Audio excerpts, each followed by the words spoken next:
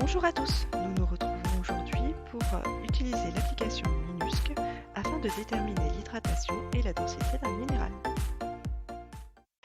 MINUSC est une application en ligne dont je vous ai mis le lien dans la description de la vidéo.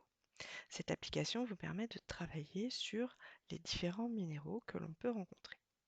Alors cette application est assez simple à utiliser, on va déjà commencer par demander de démarrer.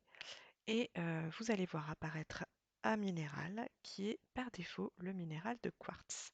Donc vous avez sa maille élémentaire et puis la composition de cette maille au niveau des mesures, des angles et des longueurs. Mais ce qui nous intéresse, nous, c'est de pouvoir déterminer la densité et l'hydratation des minéraux.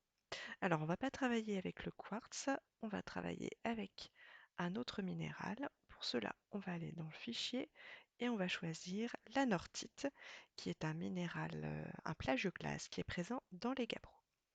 Alors, il faut lui laisser le temps de charger un petit peu. Voilà la maille élémentaire de votre anorthite. Vous avez ici les atomes qui constituent sa composition chimique. Et nous, on veut connaître donc le pourcentage d'hydratation et la densité de ce minéral. Pour ça, nous allons dans Formule et on descend un petit peu et nous avons ici un tableau qui récapitule les atomes qui sont présents au sein du minéral et on va donc maintenant observer combien on a de ces atomes pour à l'intérieur de la maille, sur les faces de la maille, sur les arêtes de la maille et les sommets de la maille. Alors pour remplir le tableau, il suffit simplement de cliquer dans les cases. Donc là, je vais prendre pour l'atome d'oxygène. Je vais vous demander au logiciel de me faire apparaître les atomes qui sont à l'intérieur de la maille. Voilà. Donc là, j'en ai un petit peu beaucoup. Hein, c'est pas évident, super évident à compter. Donc ce qu'on va faire, c'est que on va utiliser un petit outil qui est bien pratique. Je clique sur un atome d'oxygène et là, vous voyez, j'ai un compteur qui apparaît. Alors, il est un petit peu caché avec le logo ici, mais on voit bien ici donc qu'il m'a compté l'atome de dioxygène. Simplement en cliquant dessus. Donc, je vais continuer pour les autres atomes d'oxygène.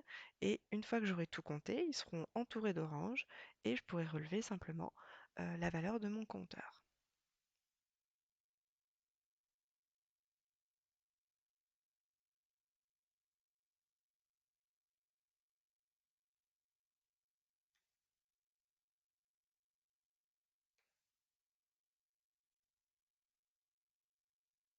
Alors, c'est un petit peu fastidieux, hein, n'hésitez pas à modifier l'angle de vue de votre minéral. Voilà, j'ai compté l'intégralité de mes atomes d'oxygène. On vérifie en faisant une rotation pour notre maille qu'on a bien tout compté. J'ai tout compté et mon compteur indique 48. Donc je rentre dans le tableau simplement 48 oxygène. On va passer maintenant aux oxygènes qui sont à l'intérieur des faces.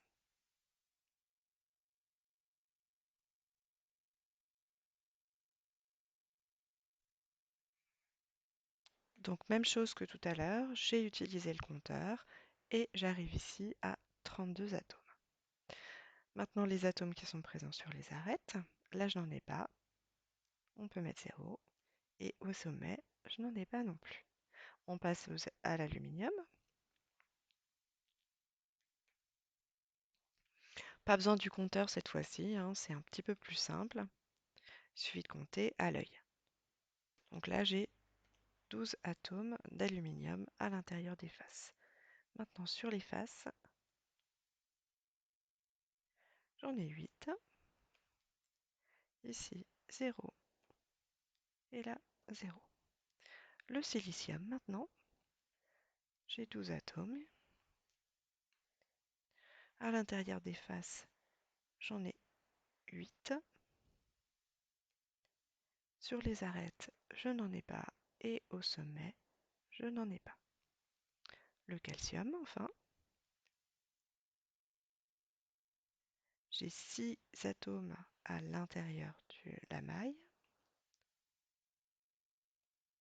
J'en ai 4 au niveau des faces, aucun au niveau des arêtes et aucun au niveau du sommet. Donc vous avez la masse de chacun de ces atomes, le pourcentage de chacun de ces atomes qui vous sont donnés.